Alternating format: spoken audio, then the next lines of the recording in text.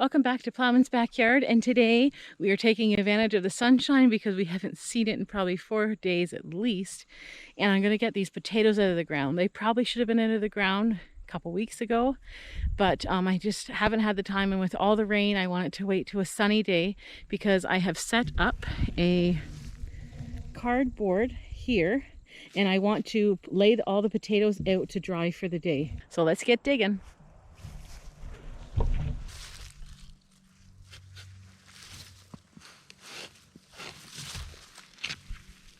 Ooh.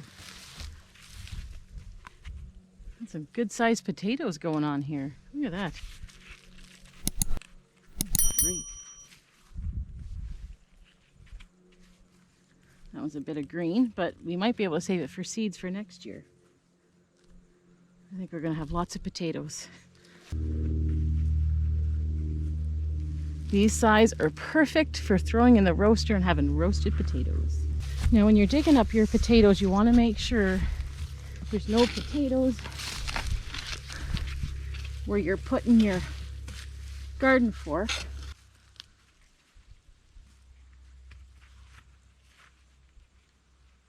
Oh, look at the size of that potato.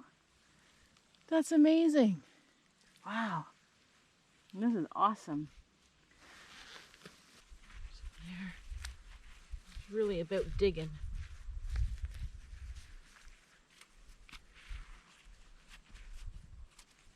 You have to remember, when I started this garden, it was just grass, and I threw some compost in it.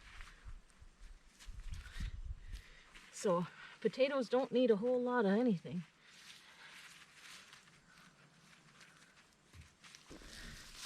Wow, look at the size of that one.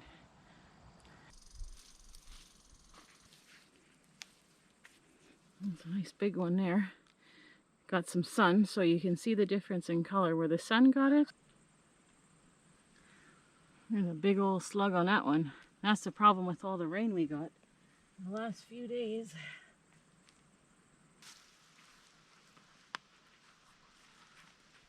Beautiful.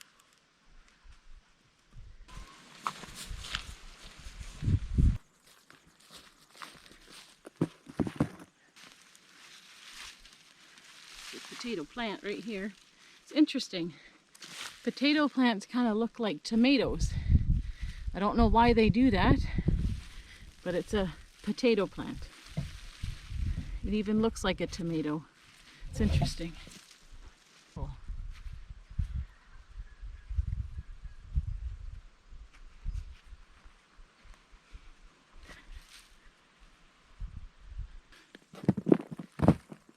Now the idea of laying these potatoes out in the sun when they really shouldn't be getting sun is the fact that it's going to dry off all this wet soil and dirt.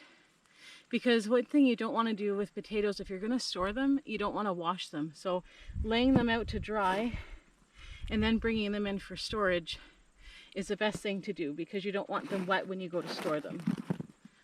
So as you can see, we have an abundance of potatoes. We have some really large ones and some really small ones. So I only had like quite a small patch, 2 rows, maybe about, I don't know, 15 feet long. And we got an abundance. We did really well. I planted all red potatoes this year. Next year I'm hoping to get some white or russets as well. So we'll see how it goes.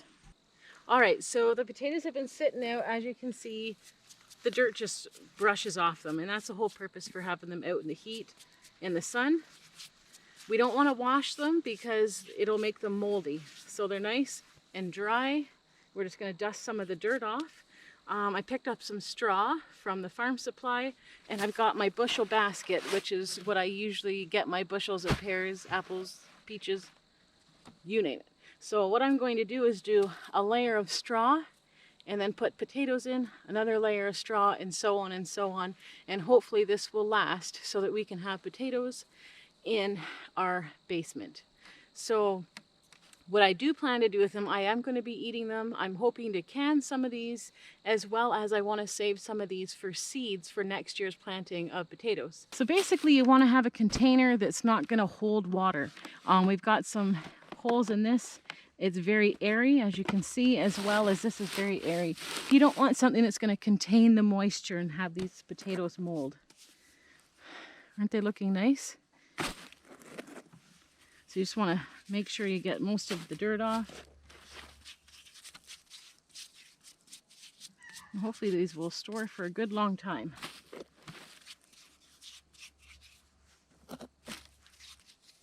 Having some dirt on them is okay. At least the dirt's dried up, though. It's kind of sandy.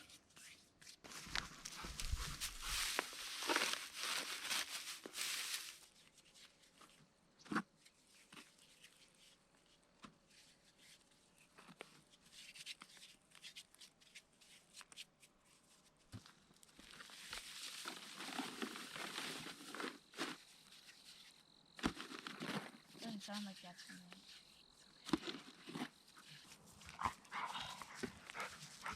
So big. No, it's dead. This looks like a regular potato. Looks like a little birdie hatching from the egg, or a. That's so funny. Potatoes have looking weird shapes sometimes, huh? Mm-hmm.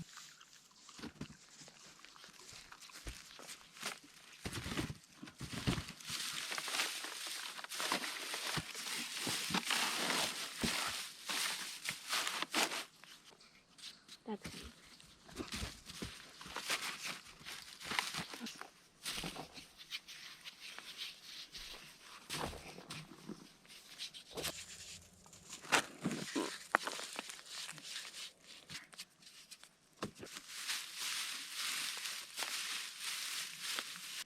Well, thank you for joining us for another video. Find a nice, cool, dry spot to place them. You want them away from moisture, you want them away from heat, and really getting them insulated. You can do this also for carrots and turnip and things like that. If you have a cold cellar, it's best. So if you enjoyed this video and want to catch up on our other videos, don't forget to subscribe. And until next time, happy gardening.